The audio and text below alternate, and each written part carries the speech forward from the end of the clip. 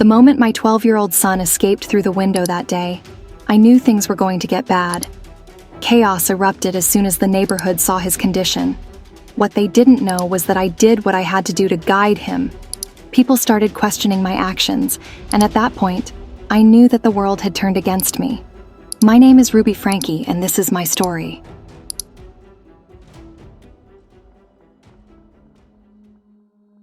Life was going fine for me and my husband, Kevin. Together, we were raising 6 children: Sherry, Chad, Abby, Julie, Russell, and Eve.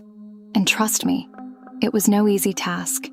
Without discipline, our home would have been chaotic. Yes, I'd admit that I raised my kids in a somewhat unconventional way. However, I never did anything that I didn't consider necessary for the discipline of my children.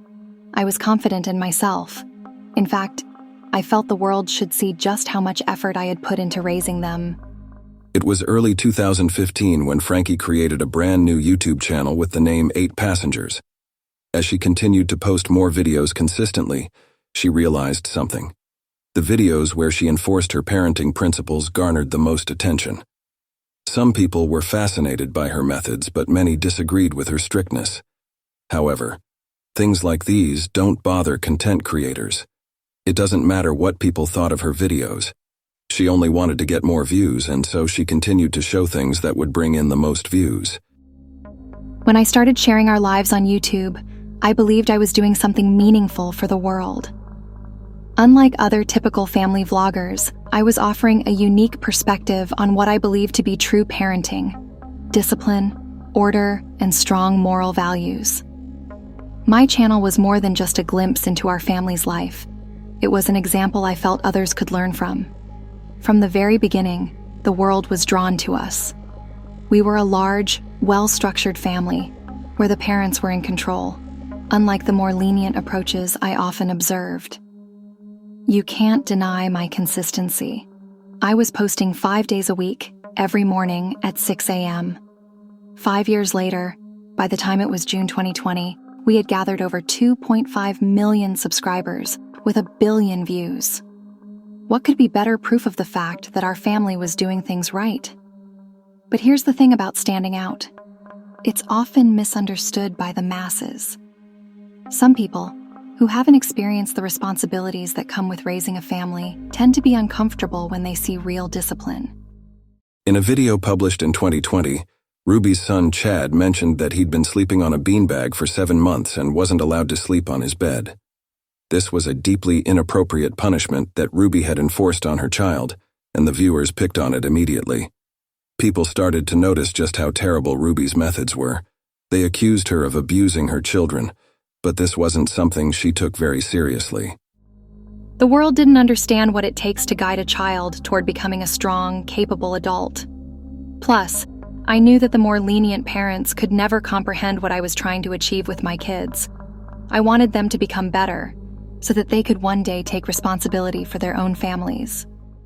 Concerningly, this wasn't the only disciplinary method to cause chaos. Franke was known to have withheld food from her children, and she had also threatened to behead a stuffed toy. To make matters worse, she even sent one of her children to a wilderness camp for troubled teens, and then told 2 of her kids that Santa Claus wouldn't bring them any presents for Christmas. People had slowly started to realize that there was something seriously wrong with Franke and her parenting. They launched a change.org petition to force Ruby to face the consequences of the wrongs she was doing to her children. But justice wasn't going to be so quick. The channel's viewership started to decline in 2021, which was disappointing, but I wasn't the type to change my ways this easily. Those who truly valued discipline remained, while others moved on. I didn't want to cater to those who didn't understand my perspective. I was showing the world what I believed good parenting looked like, and if that made me less popular, so be it. 2022 was a pivotal year. Kevin and I separated, and honestly, it was the right time. He had become too concerned with others' opinions. We just didn't see eye to eye on things anymore. Eventually, I had to delete the YouTube channel. I knew people wouldn't change their minds about me, and it had served its purpose.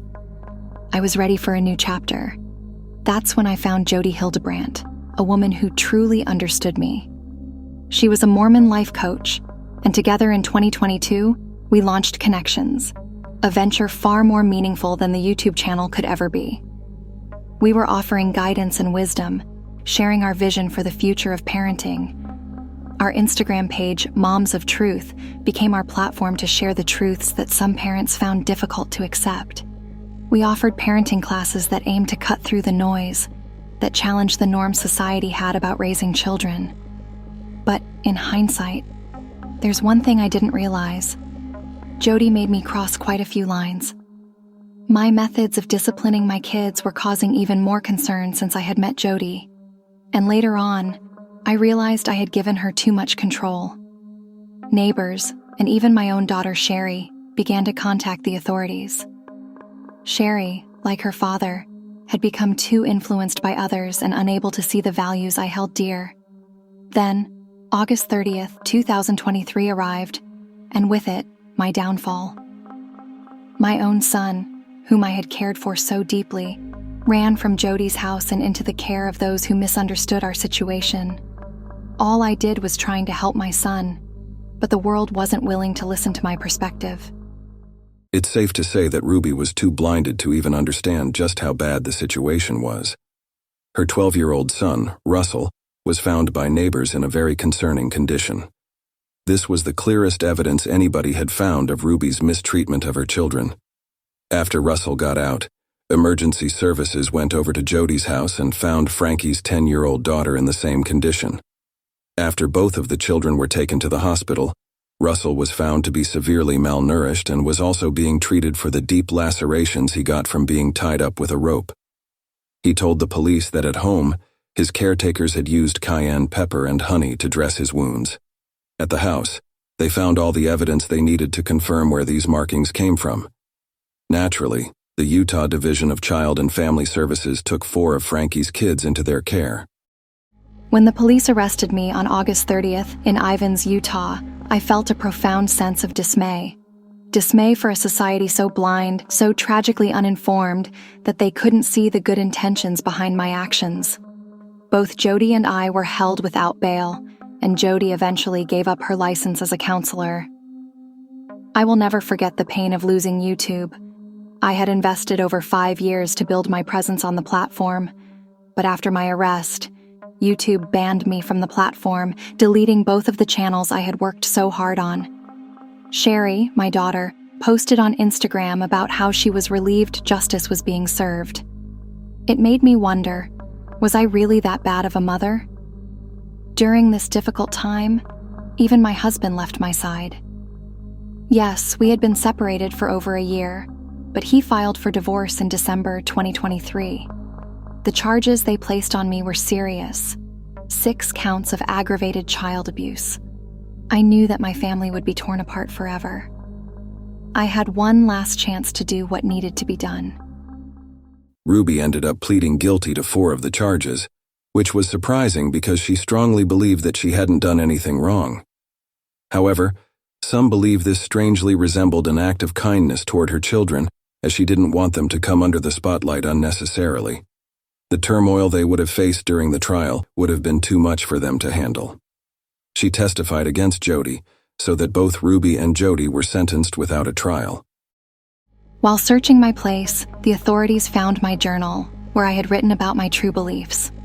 This diary was where I expressed things that I couldn't openly discuss, about the challenges I faced in guiding my children, about the methods I used to keep them on the right path. This diary revealed the extent to which Ruby was influenced by religion.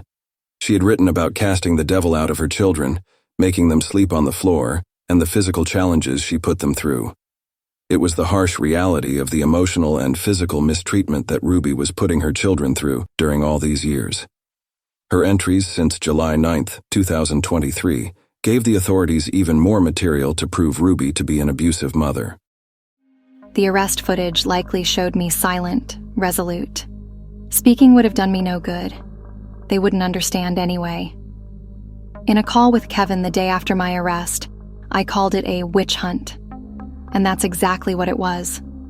The devil had been after me for years, trying to tear me down, but I didn't want to let that happen.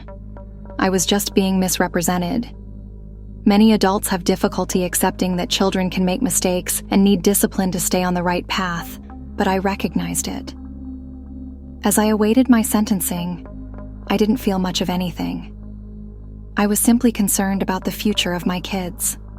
I had been helping them to become better versions of themselves, but since the world had labeled me a bad mother, I knew that all of my hard work would go to waste. Would my children grow to hate me, or would they realize that I was only trying to guide them? That's something I won't know for a very long while. On February 20th, 2024, it was decided that I would receive 4 consecutive sentences of between 1 to 15 years, so there was a minimum sentence of 4 years. However, there's a chance I could be in jail for the next 60 years.